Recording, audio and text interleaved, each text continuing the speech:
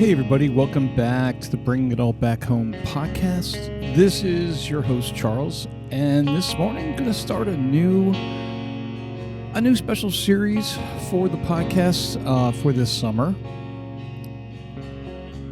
And my goal is to take some things that happened to me 30 years ago, the summer of 95. So, summer of 95 stuff. I want to bring it back into the podcast as a way to possibly revisit not the individual things that happened so much as go into the themes that emerge from it.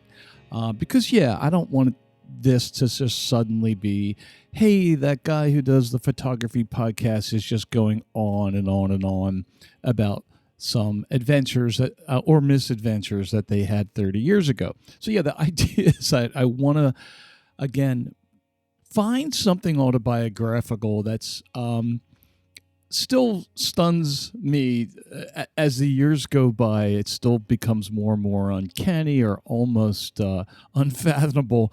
But to bring it to you guys and to everybody else listening in 2025 and see what is available from that stuff when it comes to the creativity that we're all trying to still do today, So, I want to focus on those themes and mix in some autobiographical details and that hopefully you guys will be able to relate to some degree.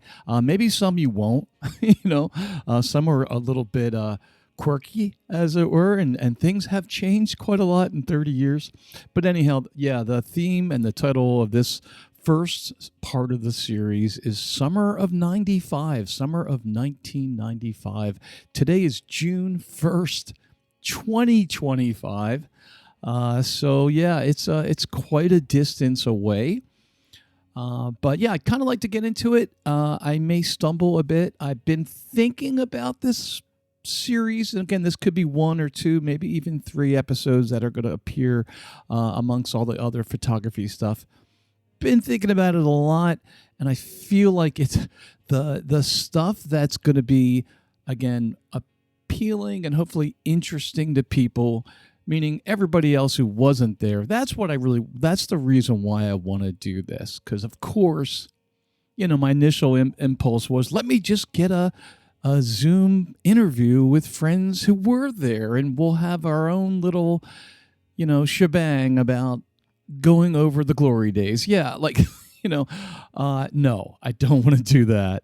But I do think out of all the retro stuff I could pull from for this podcast, that summer of 1995 has an explosion of stuff that hopefully will provide a more universal appeal, and it's stuff that to this day kind of haunts me in good and bad ways. So anyway, that's the idea. Hopefully you guys are still hanging in there. I haven't tuned out immediately, but this is going to be the first part of the summer of 95, and I think the theme I'm going to start off first is last chances. So to bring it to the present, to start with 2025, I don't know about you guys, but there are suggestions out there in this reality we're living in that we don't always have unlimited time to get to that creative project. There aren't going to be unlimited amounts of opportunities to do that thing that you've always really dreamed of doing. And when it comes to photography, like maybe as a landscape photographer, you've always been putting off getting that amazing northern light shot. Even tonight, as I record this, there is a chance that we're going to get some 0.4, whatever, the 4 or maybe 5 scale of the solar stuff that triggers the northern lights. I'm here in South Jersey. But yeah, like, like maybe there's this thing that maybe you really want to get finally a really amazing Northern Light shot. Maybe there's a part of you that really wants to finally make that trip to see a glacier or to, embed yourself in a national park that you've always dreamed about and be there long enough to get the incredible landscape thing. And when it comes to street photography, maybe where you're living right now isn't quite the most natural place to find all those elements, and you've been dreaming of taking this trip to Tokyo or Istanbul or whatever it is. We do have somewhere in the back of our head, if not somewhere even closer in the front of our head, some inspiration still lurking to go after something. And there's limited amounts of time, and there's limited amounts of money. There's limited amounts of resources. There's limited amounts of encouragement from your family or friends and significant other. And there can be moments, in our lives where suddenly it's just so friggin' clear this is the last chance. Like, if you don't take it right now, you may really regret it. Like, this could be the last chance to do one of those things. So that's how I'm sort of going to lead into some of the autobiographical stuff and how it relates to the summer of '95, the last chances. Although photography was one of the things I first embraced back in high school and absolutely loved it, I always felt that I just didn't have the technical know-how to take it seriously as something I was going to truly pursue. But on the other hand, I had this emotional attachment to the effects of literature, or even just great stories, or classic Tolkien and etc. So certain books that were kind of cool to read when I was growing up as a teenager. So this would be the late '70s, mid to late '70s, early '80s. Just dug a little deeper. They kind of entered into my consciousness in a way that I had absolutely no technical ability then either to be a writer, but some reason the way it altered my brain, there was a part of me that thought, well, if I ever even got a little bit better out of learning how to make a story, learning how to make even a great poem like Richard Brautigan or some Allen Ginsberg, whatever it was, like if some part of me ever got better at writing, then I would very likely be drawn to that first, simply because the effects of great writing were at probably the top of my list of things that could just completely bowl me over. By the time I finished high school, I had absolutely no talent for creative writing that was in any way exceptional. I, dabbled in some song lyrics. I threw together some half-ass poems written under the influence, as you might say, of what was very popular during the late '70s. Not hard to guess which recreational drug that was. And I didn't have any particular talent for acting, but somehow got into a 4-year program at a local college, and very quickly switched to English because I just had one or two amazing professors, particularly this one guy who taught Shakespeare. So here I am. I'm like, oh, okay. I'm imagining myself as a wannabe creative writer who's an English major. And slowly, by the time I got into my 20s, a little bit of confidence was building, and an incredible scene was around me of really, really naturally talented writers and poets. So a kind of coffee house scene emerged, and I was part of it, not necessarily in any way growing that much as a writer. I really wasn't. But the idea of at least living like a writer was getting more and more apparent and real because it just wasn't that hard. you know, things were cheaper in a lot of ways back then. So anyhow, just to fast forward a little bit, school's over and I'm floundering a little bit in our local record store. And I have no idea what the heck to do with my life because I'm neither earning much money nor am I in any way engaging in what I thought I wanted to be, which was a writer. And the years are going by, and I'm not getting any younger. And the 80s are leaving, and now the 90s are starting. And it just wasn't moving. Like nothing was moving. If anything, I felt like I was getting worse at even being able to start a short story. And I had many failed attempts.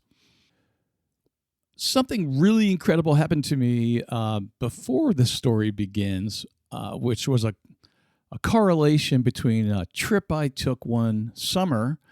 This would have been summer of 1991. A woman I met during that trip, very cliche, and a kind of broken romance that emerged a couple months later when I lived overseas for a month in this very unbalanced relationship where I was completely besotted and the person I was living with really didn't care that much about the relationship and it didn't see it in any way like I did. So yeah, unrequited love plus living overseas plus reaching a certain point of desperation actually helped with the creative writing. I suddenly unlocked the whole experience, kind of unlocked something in me where I finally was able to start writing. And some short stories did emerge and then began what I would call this hairball writing lab. So the hairball part of it came because this was the grunge era, and my amazing roommate, Kyle, had extremely long hair. And I had sort of long hair. My hair was long enough, but Kyle's was really long. And the two of us didn't exactly keep the cleanest of apartments. And yeah, like friends who were already matured enough to have kids were coming over, and the kids were like, "What's this?" We're trying to explain to them it's a hairball. I don't know if that story really plays that well on retelling. It's one of those had to have been theirs. But yeah, I kind of associated our apartment above this garage, this tire shop, where, yes, there was a lot of unpublished manuscripts and hairballs. And the years that I'm referring to, this would be 92 and 93 and 94.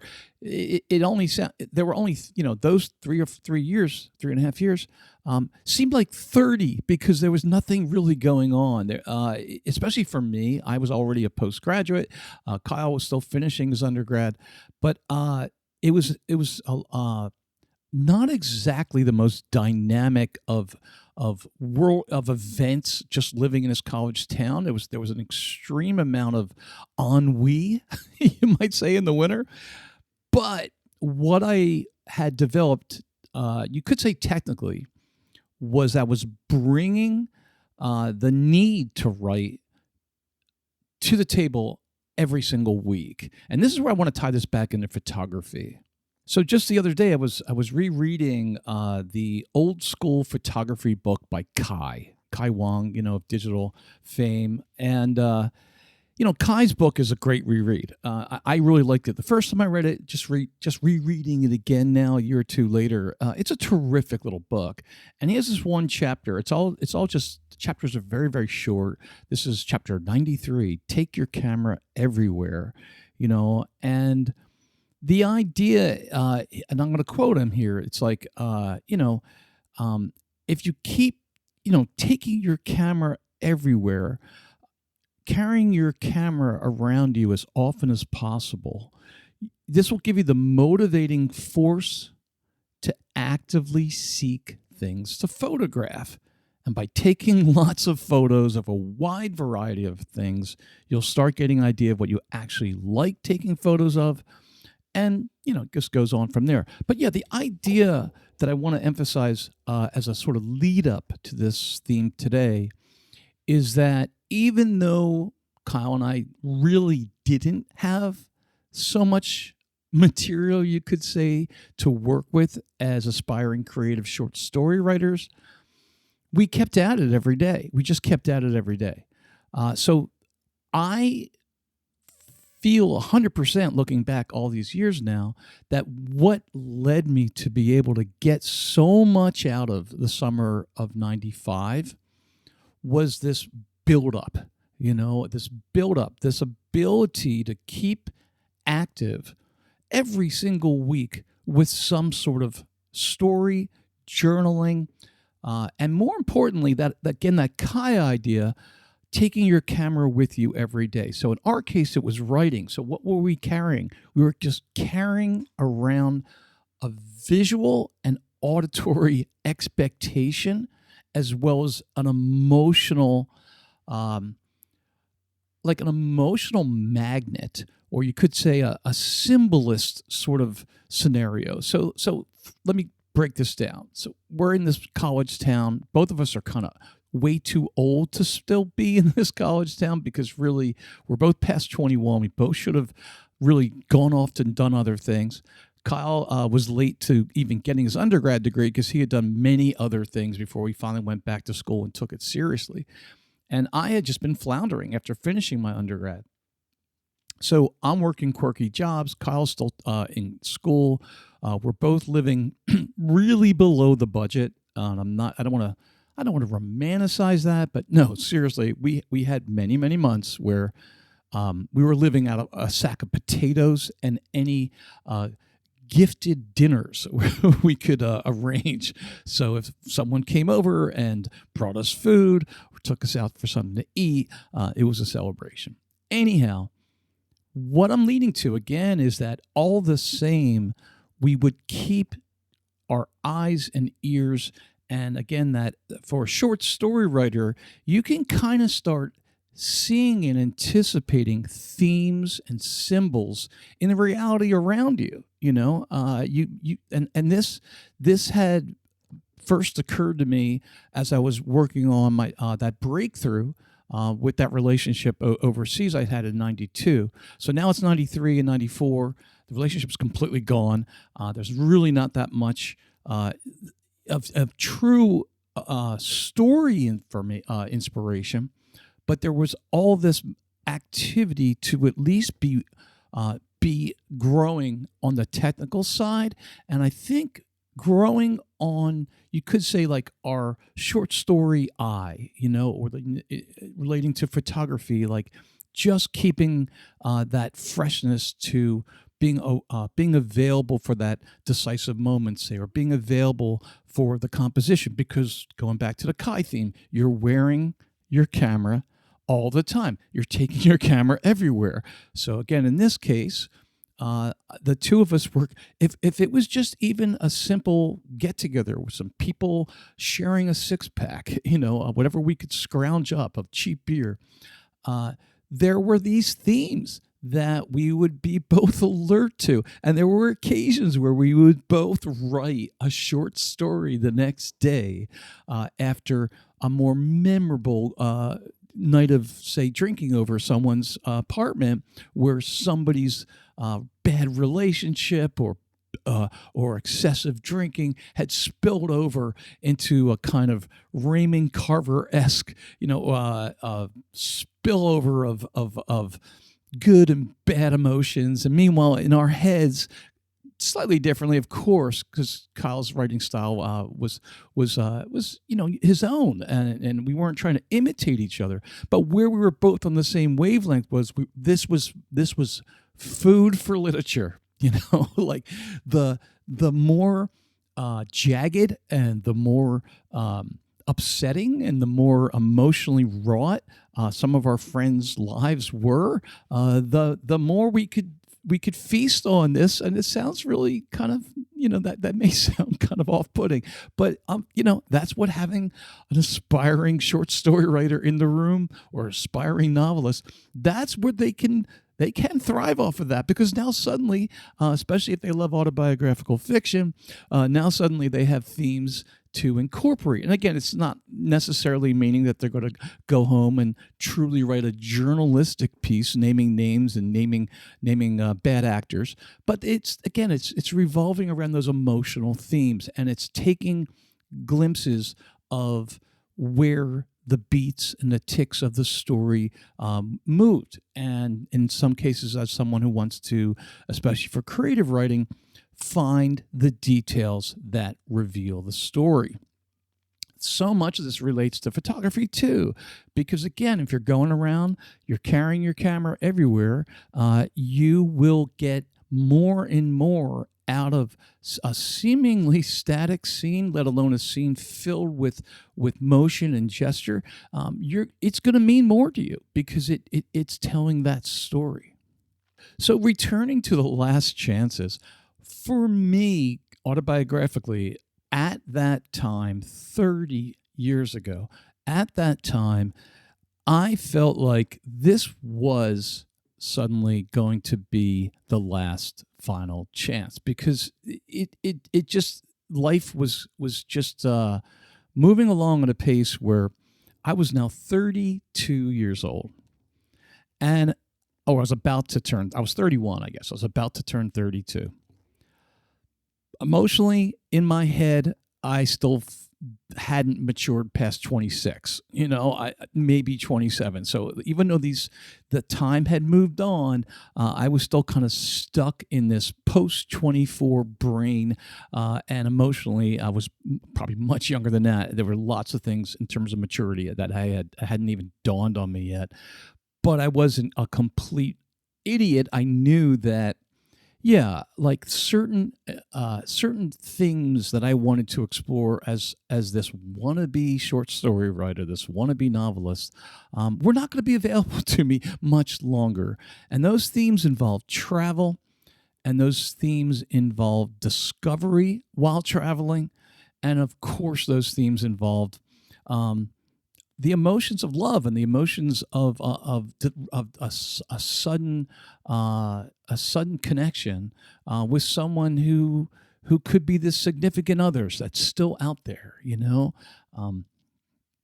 Going into the literature thing, yeah, a big influence on me growing up was and who was still very, very popular at that time, even though they'd passed away long ago, was the German Romantic novelist and short story writer Hermann Hesse. And that's a huge theme in Hermann Hesse is this idea of travel. He's this one particular book called Klingser's Last Summer. This artist, it's sort of based loosely on a kind of Gauguin-like character, of finding some kind of connection, even though things are still pretty screwed up, and knowing that time is running out. His earlier novel, one of his most powerful novels, really, is Narcissus and Goldman. Even though it takes place in the Middle Ages, it's kind of like this split between the more genuine emotional side, which is Goldman, who's following his path, as it were, and Narcissus, who was his older buddy growing up, who took more of this clinical, hermetic side, just experiencing life more from the brain, as it were. But anyway, if you go deep into Hermann Hesse, you can develop this sort of travel lust, and this idea that this soulmate could be out there, very, very romantic, very, very in the true sense of there's this connection waiting for you if you just leave the frickin' house.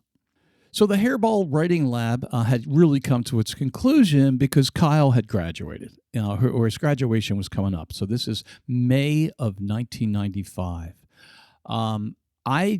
Neither one of us had enough income really from anywhere, and I was especially low in income. but I had been turned on to what was, I think, still called a clinical research lab study. So this was done, just 20 miles away in Philadelphia at the Thomas Jefferson Hospital, where they had a special unit called the Clinical Research Lab, and they would be asking for younger volunteers. You had to be between the ages of, say, 21 and under 35, who would come in for maybe 2 days, 3 days, and you would be part of the last step in the development of a new version of a prescription drug. So there was, the earliest part of the lab studies we didn't do. We weren't like the actual guinea pigs. We would be the guys and gals we would be the folks who would be in the lab with the last steps, just to make sure that it is truly safe. I had discovered this way of making money, maybe I think 2 years earlier, and once in a while I paid okay. It was enough a way to supplement my income. Well, suddenly there was this new study, perfectly timed, where it was going to be the payload of all payloads at that time. So this was like a $3,500 study, which in today's money, let me just pause for a second. Let me just see what that would be. Yeah, so I just did it. I just went to the inflation calculator. So in today's money, that would be over $7,000. So imagine again, I'm living on food stamps. I'm living on this goofy summer job that I had, and now if I stick it out for the study, I could have a paycheck for over, in today's money, $7,000. So everything was kind of coming along here. The study happened to be sort of historical because at that time, folks who were suffering from HIV there was not anything like the prescription drugs available a decade or two later, where people could just bring their numbers so far down that they wouldn't even be it wouldn't even be transmissible. So basically, this was one of the earliest. I think they were called protease inhibitor studies. I think it was through Merck. And again, we were not the initial guinea pigs. We were the folks to just make sure that the current version of the drug was going to be safe. And of course, all of us had got complete clinical studies. We got clinical blood work done. Nobody in this study had HIV or AIDS. This was the study for healthy, good blood work, young people who want to just stick around in this lab, not just for a couple of days, but nonstop for 2 weeks. So we basically just moved into the lab. They had all kinds of movies, we could watch. We got fed 3 times a day. I guess we would, back at the time, what would we bring? Maybe a Walkman.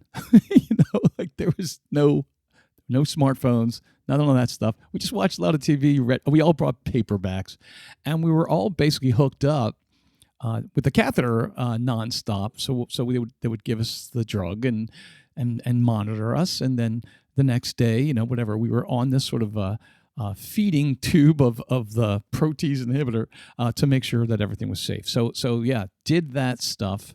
The study actually ended at least 2 days early because someone there was getting a bad reaction. Not like life-threatening reaction, but they were getting a bad reaction. So we all managed to get paid for the full amount, although I think we only had to do maybe 12 days versus the 14. So yeah, sure enough, within 2 weeks, I had a paycheck. At the time, $3,500, again, in today's money, worth at least $7,000. So that's a little bit of the backstory. Summer of 95, June of 95, my trip was going to begin with a flight to visit, once again, this amazing apartment going back from the 19th century on Commercial Road in Limehouse in the East End of London, where my buddy John and Helen had recently been living there for several years. They had just moved out, but I still knew 2 folks there who were going to let me crash in the 3rd floor bedroom. And that's how I would begin this summer. I was flying to London on the cheapest ticket I could find. And I was ready to begin this adventure, you could say. And you know, at the time, this was incredibly meaningful for me because, again, just to reflect on this point, uh, all up until, with the exception of this trip I had done to Europe, to Eastern Europe, 92, I didn't ever expect to have enough money to do any serious kind of traveling. I just thought like, well, okay, I'm going to at least commit to the low budget Bohemia that was living above this tire shop in Glassboro, New Jersey. I had my writing to fulfill me. I had, just a great support network of folks who were still living in the area there, and yet, yeah, I just had still so much wanderlust. I still wanted nothing in the world could mean more to me at that time, at 30 years ago, than to travel. And now, though, it wasn't just to travel; it was to bring in all these techniques that Kyle and I had been working on, essentially a kind of autobiographical short story writing.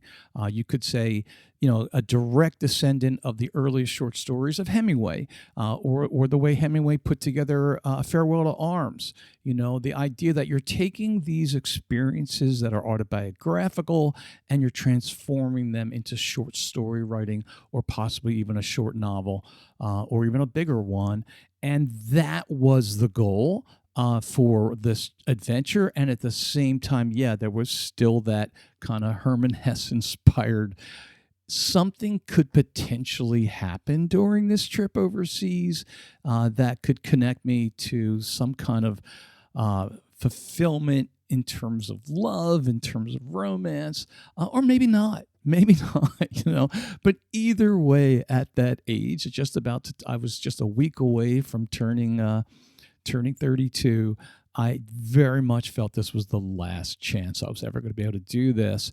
And again, thinking about these themes 30 years later, thinking about the summer of 95, how I wanted to make this first part of this podcast, again, relatable, is that, yeah, this can happen in really any art field, whether you're a musician who's finally realizing this could be the summer where you make or break this goal to put the band together. This could be the scenario as a photographer where you're either going to complete this project or maybe not ever. There can be moments where it gets a little bit dramatic.